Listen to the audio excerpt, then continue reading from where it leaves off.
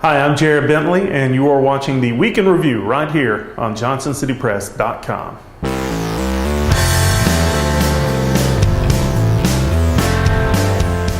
4 hours into the Southwest Virginia Health Authority meeting held Thursday night, it was decided to give another 10 days wait period before deciding on a cooperative agreement between Mountain States Health Alliance and Wellmont Health Systems.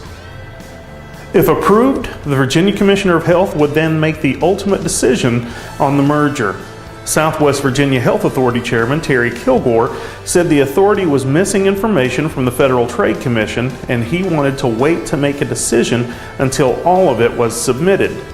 Kilgore said the next meeting will likely last about an hour as the authority weighs the advantages and disadvantages of the merger before taking a vote. The authority will meet again on November 7th at 4 p.m. at the Southwest Virginia Higher Education Center. For the specifics on this past week's meeting, the meeting coming up, and how all of this ties in together to affect the merger in our neck of the woods, follow the story right here on JohnsonCityPress.com. With a 4-2 vote at its meeting on Tuesday, the Johnson City Power Board finally and officially committed to becoming a power authority. The move now needs approval by the Secretary of State, which is expected within a few weeks. Johnson City Power Board will remain a public nonprofit governmental organization, but as an energy authority, it can provide additional services through private partnerships outside the city. The move to become an authority will take between 2 and 3 months to officially complete and requires refinancing the Power Board's existing debt. The JCPB will likely change its name to the Johnson City Energy Authority once the move is complete, but different names are currently being tested in focus groups. A new logo will also likely be introduced. Leading up to the big game with DB this week, Science Hill High School has experienced that most heinous of crime. We have video. There was some paint, some graffiti on some windows, and certainly on some brick around the courtyard here this morning. Maintenance crew came immediately once called and began the process of removing it.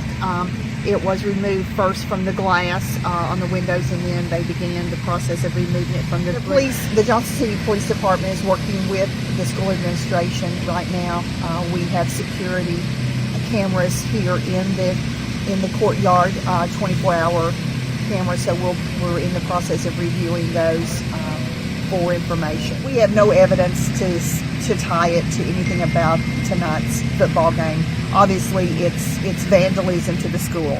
That's how we're looking at it. That's how it's being investigated now. It's vandalism to Science Hill High. The school administration came on the intercom and talked to the students about the incident, and certainly said this is not who we are, and you know who you are in terms of a school, and we're very proud of our school, and we're working diligently to get to the bottom of it. Just a reminder, folks, whatever your thoughts on the game, either school or whatever's going on in the world, this type of graffiti is never a good idea. Tennessee Secretary of State Trey Hargett was in town this past week and urges people to get out and vote early. That way they know their vote will be safe and counted. 20% more Tennesseans have turned out to vote since the polls opened last week than at this point in the 2012 election, and the trend is continuing. Hargett said he has not heard of any voter line aggression, such as reports of a shoving match at the Civic Auditorium in Kingsport and confrontations in Carter County. In fact, he's heard just the opposite. One of the things I've been pleased with around the state, says Hargett, is how amicable people have been. People from all walks of life, where I've seen people smiling going in and they're smiling coming out, very respectful of one another. So you heard it from him, you've heard it from me, and you should be hearing it from everybody. Get out and vote, folks, and do it early if you can. This has been the Week in Review. I'm Jared Bentley. Thanks for watching.